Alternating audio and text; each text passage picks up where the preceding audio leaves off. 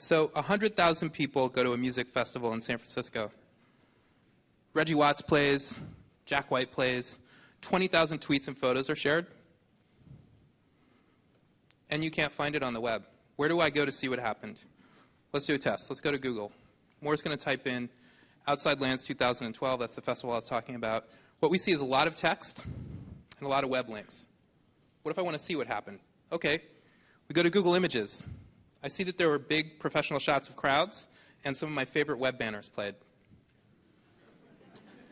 Let's go to Instagram. I want to see what the... Actually, I can't search on Instagram on the web. Okay, well, let's go to Twitter.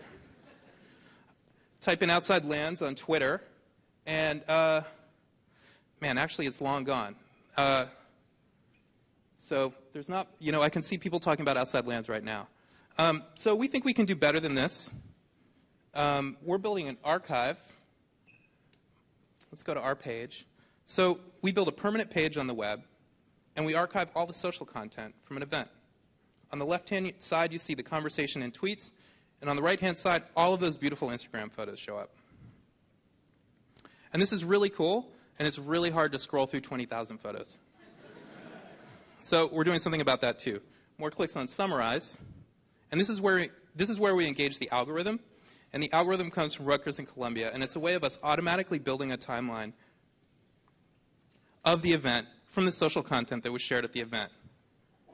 What you can see is that we've extracted a chronology by looking at patterns in the shared media at the event.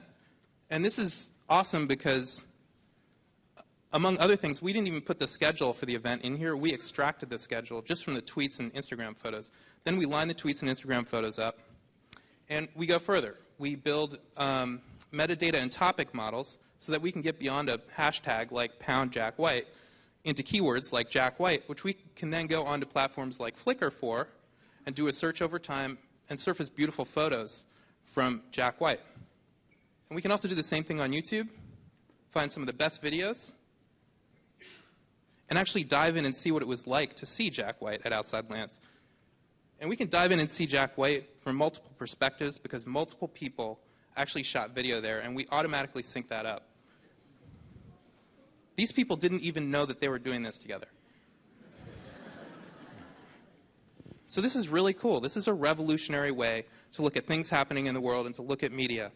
And it's bigger than just music festivals. 1 billion people, there's 1 billion active smartphones right now in the world, and that number is growing. We are documenting everything. In case you didn't notice, we were hit by a huge hurricane recently. So let's just take a minute to look at a couple of hours of Sandy as seen on the Mahaya platform. You can see that people were either gathering food or starting to prepare dinner.